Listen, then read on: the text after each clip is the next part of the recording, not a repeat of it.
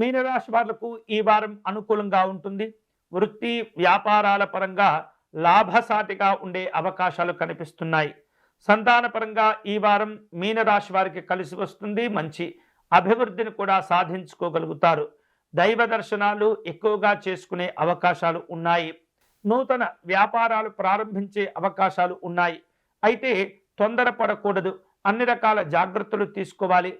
నమ్మకం కుదిరిన తర్వాతనే నిర్ణయాలు తీసుకోవటం, వాటిల్లో ముందుకు వెళ్ళటం అనేది మంచిది. భవిష్యత్తు కోసం మంచి అవకాశాలను అందిపుచ్చుకోగలుగుతారు. మీరు చేసేటటువంటి ప్రయత్నాలు అన్నీ కూడా కలిసి వస్తాయి. పెద్దవారి యొక్క సలహాలు సూచనలు ఈ వారం మీకు మేలు చేస్తుంటాయి. మీకు రావలసినటువంటి ప్రయోజనాలు అందుకోగలుగుతారు.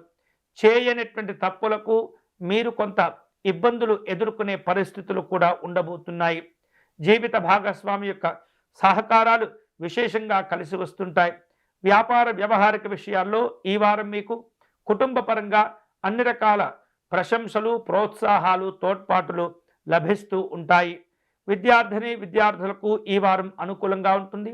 అయినప్పటికీ కూడా విదేశీ కార్యక్రమాల్లో ఏమాత్రం కూడా నిర్లక్ష్యంగా ఉండకూడదు. స్త్రీలకు వృత్తి ఉద్యోగాల పరంగా ఈ వారం సాధారణంగా ఉండబోతుంది.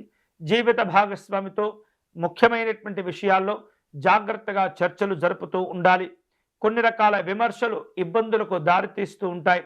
ఉద్యోగస్తులకు పై అధికారుల నుండి ఇబ్బందులు ఏర్పడే సూచనలు కనిపిస్తున్నాయి. ప్రభుత్వ రంగంలో, రాజకీయ రంగంలో ఉన్నటువంటి వారు ఈ వారం తప్పనిసరిగా జాగ్రత్తలు తీసుకుంటూ ఉండాలి. మీనరాశి వారు శుభకరమైనటువంటి ఫలితాలను పొందేందుకై వెంకటేశ్వర స్వామి వారిని పూజించటం మంచిది. స్వామివారికి అష్టోత్తర శతనామార్చన నిర్వహించటం, తులసి అర్చన నిర్వహించుకోవటం అనేది చాలా చాలా మంచిది.